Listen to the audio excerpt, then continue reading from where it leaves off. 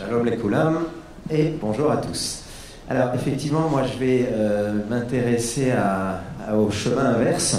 Non pas que je souhaite que vous le fassiez, mais ça peut être intéressant pour un certain nombre d'entre vous de continuer à investir en France ou de conserver une partie de vos activités en France. Et donc la question se pose de savoir comment optimiser ou gérer la fiscalité des flux. Et la fiscalité soit de l'investissement, soit la fiscalité franco-israélienne.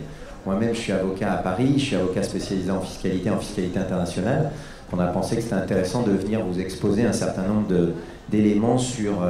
bon, une fois que vous avez fait votre alia, une fois que vous avez investi en Israël, vous pouvez aussi continuer à investir en France ou penser à un certain nombre de schémas et on essaiera dans le mot final d'essayer de corréler la présentation que Lior a fait il y a quelques instants, avec lequel je coopère assez régulièrement. Alors, j'ai essayé juste dans les 10 minutes qui m'étaient imparties de faire une présentation un petit peu chronologique en se disant, bon, vous êtes une société israélienne, vous êtes une personne physique qui souhaitait réinvestir en France pour des raisons économiques et fiscales notamment, et on va réfléchir à 2-3 points sur la structuration pendant l'investissement et à la sortie ou en cas de restructuration.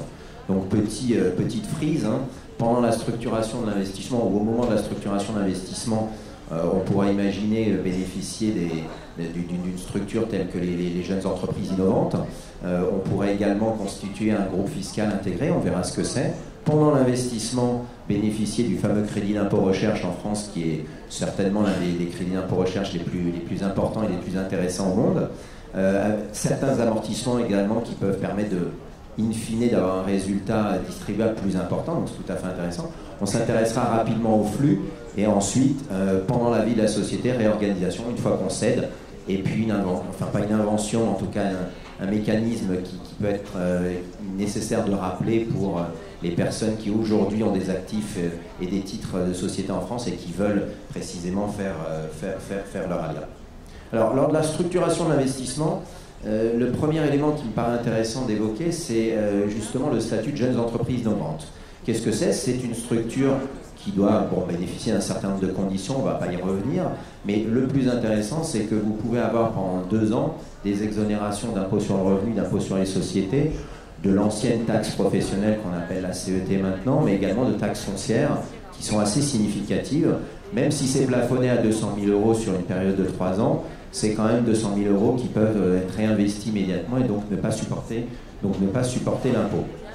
Je prends un petit exemple assez rapide sur une période 2015 où vous créez votre jeune entreprise innovante en France en 2015. Vous voyez que la première année, vous faites un déficit, vous êtes en démarrage, vous êtes en bénéfice la deuxième année, vous êtes exonéré totalement, encore un peu de déficit parce que vous réinvestissez. La troisième année, vous avez quand même encore un abattement de 50%.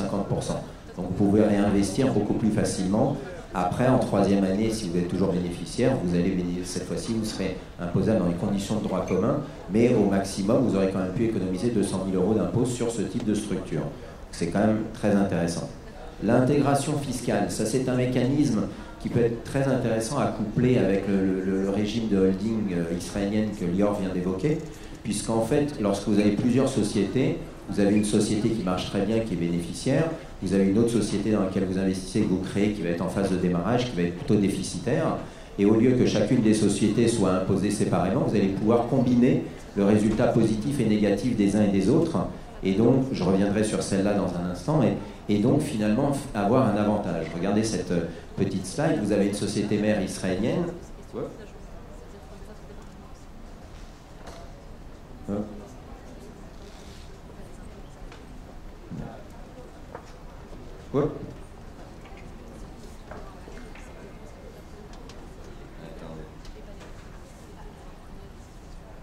Voilà. Et petit sabotage. Oui, la structure que je voulais vous montrer, c'est qu'une société israélienne qui donc crée une holding en France qui a elle-même une cible. Si vous avez votre société holding qui fait du déficit toute seule à moins 300 et que votre cible, votre société opérationnelle est être profitable, la société profitable va, elle, réaliser un résultat positif et donc soumis à l'impôt sur la société, et normalement, elle serait soumise à un impôt de 66. Là, en combinant les deux résultats, on va arriver à 0, à faire moins 300, moins 200, et on aura un véritable gain de 67. On ne payera pas d'impôt du tout en France. D'accord? Donc ça, c'est quelque chose qui est très intéressant. Et si vous bénéficiez également du système de holding israélienne, vous pourrez à la fois avoir une intégration fiscale avec une société qu'on détient directement, mais avec des sociétés sœurs ou avec des sociétés cousines que vous ne détenez pas directement. Donc en termes de planification fiscale, il peut y avoir des mécanismes très intéressants. Alors, on vient de créer sa JEI, on vient de créer sa structure en France, on a une holding, on a mis en place une intégration fiscale, on espère qu'on va pouvoir un petit peu optimiser les choses et on se dit, bon, maintenant je suis présent, je suis actif en France, je fais de la recherche, je suis dans une structure innovante et je suis dans l'innovation ou la high-tech par exemple, et je fais des dépenses annuellement, soit des brevets, soit j'ai du personnel très qualifié, j'ai des chercheurs, et là je peux bénéficier de ce mécanisme magique en France du crédit d'impôt recherche, où vous avez un crédit d'impôt qui est égal à 30% par an de vos recherches, de vos dépenses de recherche éligibles. Et ce qui est très intéressant, c'est que c'est un crédit d'impôt que vous avez, sur l'État, et vous pouvez vous le faire rembourser au bout de 3 ans, et ça peut revenir chaque année. On a aussi d'autres crédits d'impôt tout à fait intéressants, comme le crédit d'impôt innovation, pour les prototypes notamment, et les nouveaux produits, les crédits d'impôt en faveur des jeux vidéo. On a un certain nombre d'éléments comme ça. Alors, une fois que vous avez créé, que vous avez optimisé vos structures et que vous avez investi, ce qui est intéressant pour vous, c'est de remonter les résultats, soit dans le cadre de financement, soit dans le cadre de dividendes. Et là, vous avez un mécanisme qui est finalement assez favorable, puisque les dividendes sont soumis à une retenue à source en France que de 5 ou de 10%. Les redevances, par exemple, sur les produits de propriété intellectuelle, tels que les brevets ou les marques, à 0. Et les intérêts qui vont de France vers l'étranger, et notamment vers Israël, ne sont pas soumis à la retenue à source. Donc tout va remonter en Israël avec une fiscalité en Israël qui peut être également assez limitée. Alors je vais passer là-dessus parce que Lior en a un petit peu parlé. Je voudrais juste attirer votre attention dans le temps qui me reste sur lorsque vous êtes propriétaire en Israël de titres et détenus dans une société française, jusqu'à présent, lorsque la société française était bénéficiaire, il était préférable de remonter des dividendes. Vous n'aviez qu'une retenue à source de 15% en France, et si vous étiez au Lehadash pendant les 10 premières années, vous n'étiez pas taxé en Israël. Là, depuis le 1er janvier 2015, il y a un schéma alternatif qui est plus intéressant, qui est le rachat de titres. C'est-à-dire que la société va vous racheter vos titres, et là, vous allez être en plus-value. Le taux facial de 18% vous paraît moins important que le taux de 15% sur la retenue à la source, mais l'assiette n'est pas la même. Un dividende, ça va être l'intégralité du dividende. La plus-value, ça va être que la différence entre votre prix de rachat, votre prix de souscription, et vous avez des abattements qui peuvent aller jusqu'à 65 ou 85%. Donc parfois, le rachat de titres est plus intéressant et il faut s'en préoccuper. D'autres amortissements qui sont intéressants en cours de vie aussi. Lorsque vous achetez un logiciel, vous pouvez l'amortir sur 12 mois. Vous avez des investissements dans un certain nombre de PME.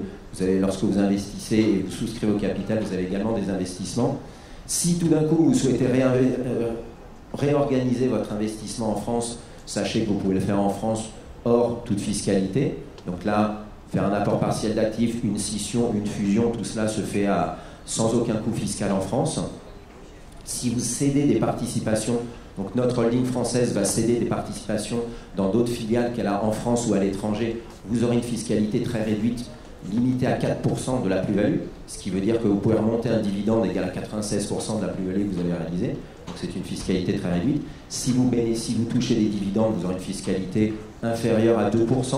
Donc, aller structurer des investissements en France pour obtenir le crédit d'impôt recherche et remonter un dividende en Israël qui ne sera pas taxé ou qui sera très peu taxé via une taxation très limitée en France, ça peut être tout à fait intéressant. Alors, dernier point, j'étais assez positif jusqu'à présent, dernier point que je voulais évoquer, c'est l'exit tax. C'est une mesure qui a été prise en France pour éviter les délocalisations et donc aller céder ses participations dans un pays dans lequel on n'aura pas de taxation ou pas d'imposition sur la plus-value.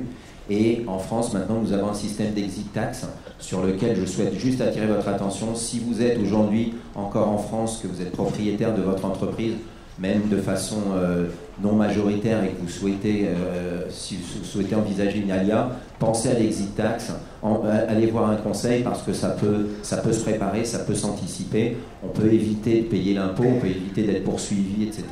Il y a un certain nombre de conditions à respecter et à anticiper. Voilà ce que je voulais vous dire dans le temps très très limité qui nous était imparti. Mais sachez que il y a aujourd'hui un certain nombre de schémas entre la France et Israël qui sont tout à fait intéressants. Je dirais de la société opérationnelle jusqu'à la société holding qui peuvent permettre une fiscalité extrêmement réduite. Merci de votre attention.